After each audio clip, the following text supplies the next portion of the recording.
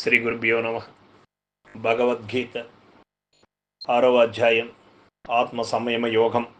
ఈవేళ మనం 28వ శ్లోకాన్ని పరిశీలన చేసుకుందాం. యుంజన్నేవం సదాత్మానం యోగీ విగత కల్మషః సుఖేన బ్రహ్మ సంస్పర్శం అత్యంతం సుఖమస్నుతే.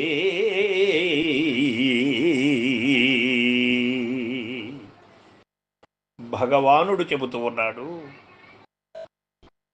సత్యవాక్కులు, ఈ సత్యవాక్కుని సత్యశీలురై గమనించాలి. అప్పుడే సత్యము సత్యముగా గోచరింపబడుతుంది.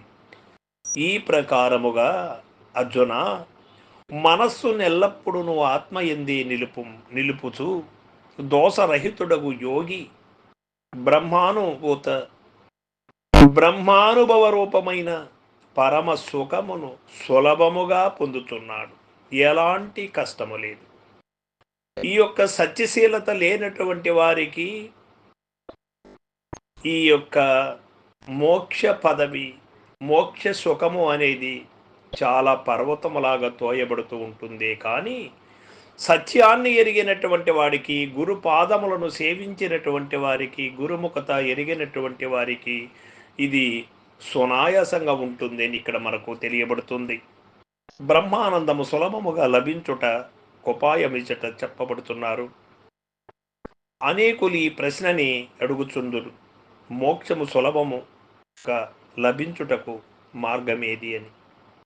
దానికి భగవానుడి ఈ శ్లోకముల సమాధానము సంగిరి. మోక్షము సులభముగా లభింపవలెనని 2 సాధనలను చేయవలసి ఉంటుంది అని చెప్పారు భగవానులు.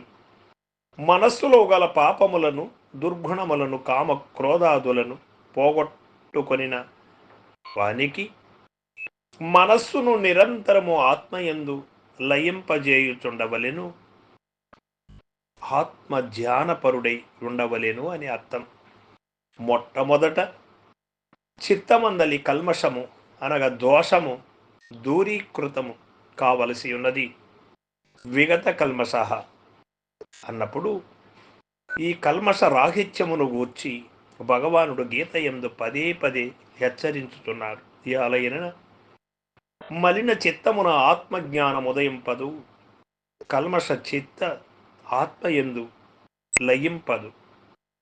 దృశ్య వాసనలు, పాపములు గల మనస్సు విజాతీయముగా నుండును. కావున సజాతీయముగు ఆత్మయందది కలవదు. కావున దాని ఎందలి దోషములను ప్రయత్నపూర్వకముగా తొలగించి నిర్మల మొనర్చినచు ఆత్మయందు లయించిపోవును. వాసనారాహిత్యము, ఆత్మచింతన రెండును అవశ్యములే అని ఈ శ్లోకమును చెప్పబడినది. ఒకవైపున చిత్తమును నిర్మలమనర్చుచు మరి ఒకవైపున ఆత్మచింతనచే దానిని ఆత్మయందు విలయమొనర్చ యత్నము చేయుచుండు వలెను అని భగవానుడు చెబుతూ ఉన్నాడు. ఈ ప్రయత్నమును ఏదియో ఒకానొక కాలమున చేసిన చాలదనియు నిరంతరము చేయుచుండవలననియూ తెలుపబడినది. సదా అను పదము యొక్క అర్థమిది. అత్తరి మనుజుడు అతి సులభముగా బ్రహ్మానుభూతిని బడసి పరమానందమును కైవసము చేసుకోగలడు. పైన తెలిపిన సాధనలను చేయువారికి బ్రహ్మ సాక్షాత్కారము సులువుగా లభించును. చేయని వారికి ఎంత కష్టపడినను లభించదు. బ్రహ్మ సంస్పర్శం అని చెప్పినందువలన యోగి సాక్షాత్తు పరమాత్మను స్పృశింపగలడని స్పష్టమవుతున్నది. ప్రపంచమున దృశ్యములో కాల గడువు ఏ వ్యక్తి గాని, దృశ్య వస్తువు ఏది గాని బ్రహ్మమును తాకలేదు. మిథ్యా వస్తువు సత్య వస్తువునెట్లు స్పృశింపగలదు? స్వప్న పదార్థము జాగ్రత్తని తగులుకోగలదా? తగులుకోలేదు. నిర్మల చిత్తుడగు ఒక ఆత్మ ధ్యాన పరాయణుడే బ్రహ్మమును అనగా ఆత్మను తాకగలడు, బ్రహ్మమందు లీనము కాగలడు. అతనికి కలుగు సుఖము ఇంతింత కాదు. ఏవై భూమ తస్తుకం నాల్పే సుఖ వస్తే అని మనకు చాందోపనిషత్తు కూడా ఈ సత్యాన్ని తెలియజేసింది. అనునట్లు భూమా రూపమగు అనంత సౌఖ్యమాతనికి కలుగును, దృశ్య వస్తువులయం దట్టి సుఖముండదు.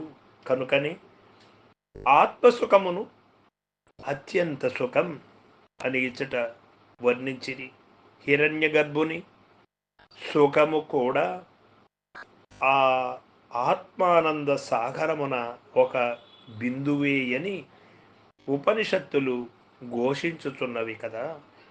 ఆ ఆత్మానందము ఎవరైనను పొందగలరు. పైన తెలిపిన ప్రయత్నములను ఆచరించినచో ఈ జీవితమునందే పొందగలరు. మన వాళ్ళు చాలామంది అనుకుంటూ ఉంటారు, మోక్షము అనేది ఈ శరీరాన్ని వదిలేసిన తర్వాత వచ్చేటువంటిది అని, ఉత్తమమైన జన్మము వస్తుంది అని, మోక్షము వస్తుంది అని, పరమపదము లభ్యమవుతుందని అంటూ ఉంటారు. కానీ వాస్తవిక విషయాన్ని తెలుసుకున్నటువంటి వాడు ఈ శరీరము ఉండగానే జీవన్ముక్తుడై ఏమీ లేనివాడై ఎరుకరహితుడై తానుగా ఉంటాడు, తాను రహితమై ఉంటాడు. మోక్ష సుఖమును సులభముగా పొందుటకు ఉపాయము అదే. మనసునందలి పాప వాసనలను దోషములను పోగొట్టుకొనుట మనము చేయవలసినటువంటి పని. మనస్సును నిరంతరము ఆత్మధ్యానమున లగ్నమనుచుట. మోక్ష సుఖము ఎట్టిది అంటే నిరతిశయమైనది, బ్రహ్మమును సృశించున్నది, బ్రహ్మానుభవ రూపమైనది నిజమైనటువంటి సుఖం. దానికి నాశము లేదు, అది శాశ్వతమైనదిగా ఉంటుంది. అక్కడ సుఖము అనగా ఇక దుఃఖమును పొందేటువంటి పని లేదు అని, ఇక జనన మరణము లేనటువంటిది అని, రూపవర్జితమైనటువంటిదని, గుణవర్జితమైనటువంటిదని సుఖము అటువంటిది. ప్రపంచమున వ్యవహరించినప్పుడు ఆ ధ్యానయోగి ఎట్టి భావము కలిగి ఉండును, ఆ సుఖమును పొందినటువంటి వాడు ఎట్లా ఉంటాడు అనే విషయాన్ని అన్నీ కూడా మనకు 29వ శ్లోకము ద్వారా తెలియబడుతుంది. రేపటి రోజున తెలుసుకుందాం. సర్వం సద్గురు పాదార్పణమస్తు. జై గురుదేవ.